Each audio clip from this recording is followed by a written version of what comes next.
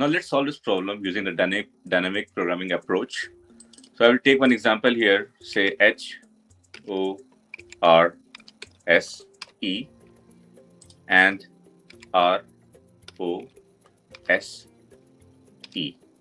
I'll slightly change this example for better explanation. Let's start with the last characters. Now here we see that E and E are matching. These two characters.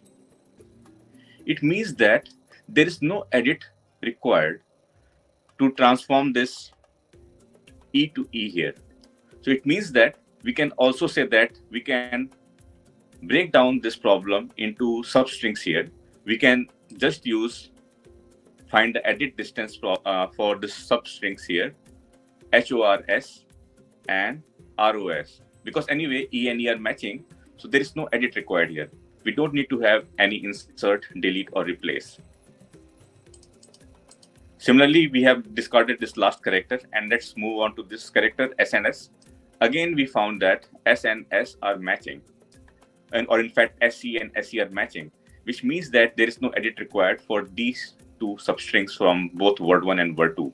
And then we can further divide this into the subproblems that we're left with HOR and RO, right? Or we can write this using our dynamic programming subproblems to approach. So we have got the first word as horse, and let me type it here, horse, and the second word is say rose.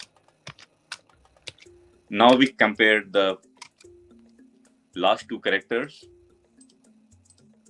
for each word 1 and word 2, and we found that it's same. It means that there is no edit required here, and we can move to the next character.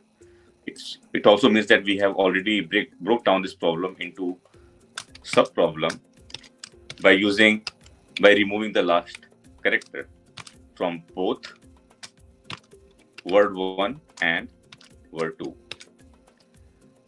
Okay, we have divided this into the subproblem. So whenever we can have this type of approach, whenever we see that when we are doing any algorithm and we found that it is breaking down into subproblems, then it's got a potential that it's a dynamic programming problem, and we can approach it using bottom-up or top-down approach.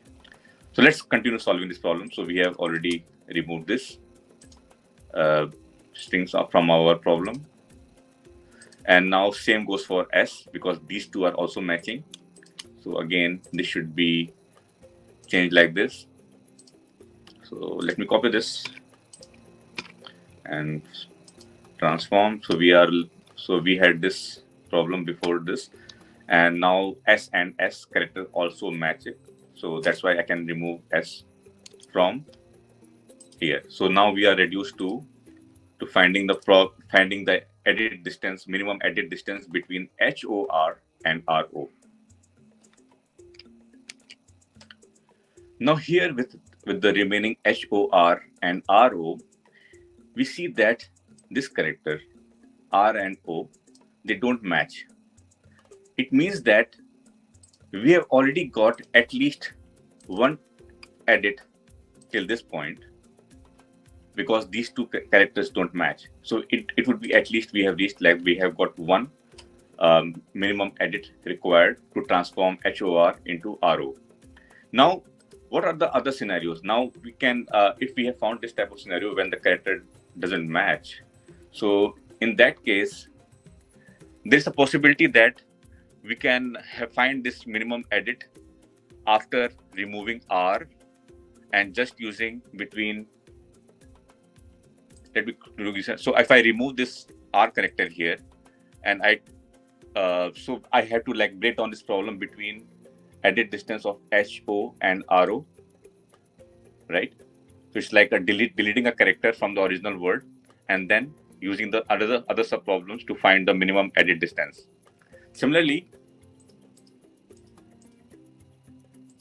one other possibility is that I remove this character from the word 2 and just use HOR and R find the edit distance between these two. So the first sub problem was that we removed this character R, and then we found between the remaining word 1 and word 2 characters left. And similarly, other option can be I can remove this O character from here and then find the remaining substring. Or there is another third possibility that we can have only between HO, RO, or HOR, R, or just HO or R, right?